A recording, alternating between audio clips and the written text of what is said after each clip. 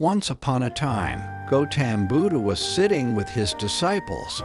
At the same time, King Ajatashatru reached there and asked to Buddha, "O Lord, ever since I became your follower, everyone is exploiting me.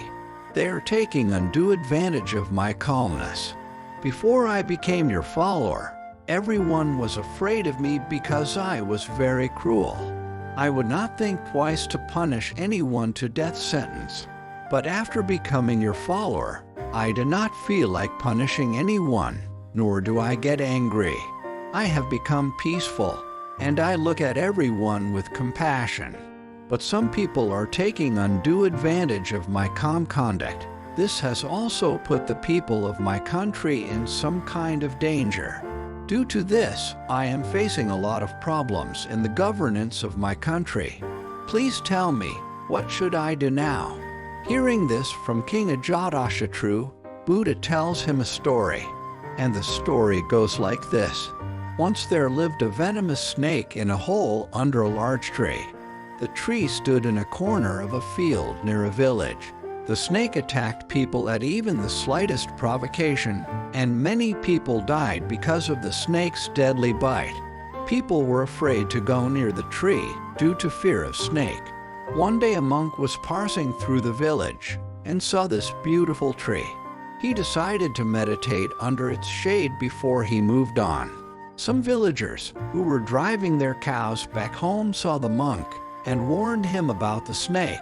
They told him that the snake is so dangerous that whoever goes near him, he bites him. The monk smiled and continued to walk towards the tree. The villagers left from there. As the monk sat down to meditate, the snake came out from his hole with an angry hiss and ready to bite.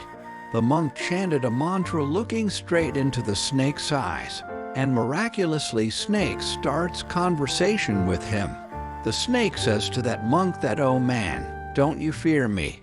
Don't you know that this is my area, and no one dares to come here?" The monk said with a compassion, "My dear friend, what is there to fear in this? I am not afraid of anything. I do not fear death, or do I desire to live. Why should I fear you? In fact, you are afraid that no one should kill you. That's why you bite others."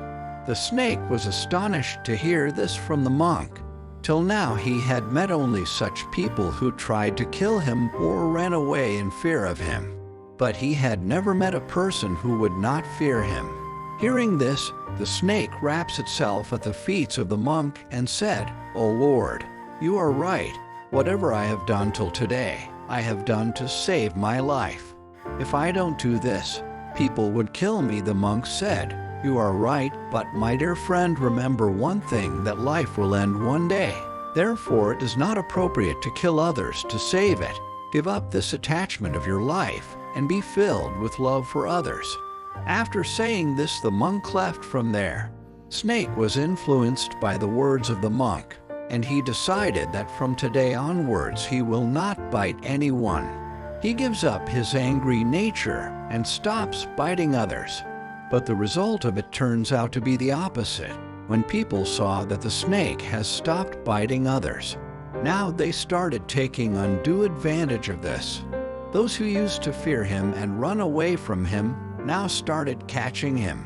Now people would tease him, scratch him, and hurt him. Now Snake was always wounded and hurt. He was very sad. He was having the hardest time of his life. One day that monk once again came to that village and sat under the same tree. Just then he saw that snake.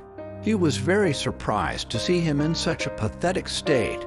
He asked him, "Oh my friend, how did you get in such a pathetic condition? Who has injured you?"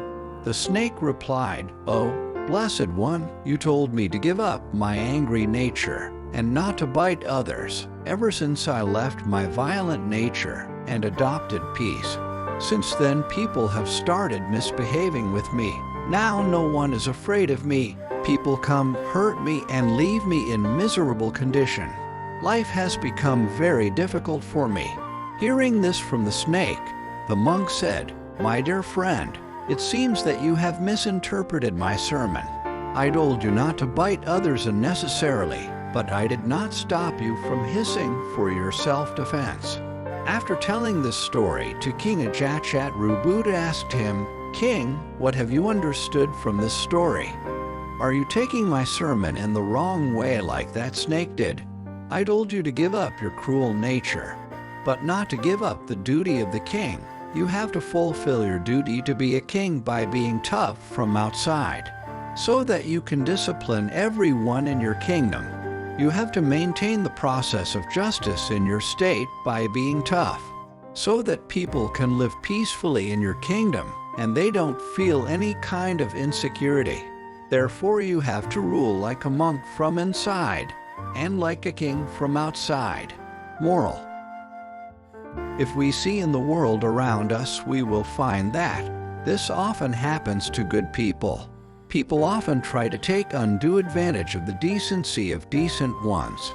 And because of this, those who are good have to face many difficulties in their life. Such gentlemen people should learn from this story of Buddha. They need to understand that sometimes people starts to exploit your goodness. They try to take undue advantage of your decency. To keep such people within their limits, you have to behave according to the situation. If you have to get angry to keep things in discipline, then you should do it. You can do it without disturbing your inner peace of mind. Like an actress who is acting to be angry in a play, but from inside he is not angry, because he knows that it is just a part of the play. Similarly, you have to behave smartly in this world to keep things in control. This is art of living, and if you can learn this art, then no one can stop you from living a successful and peaceful life.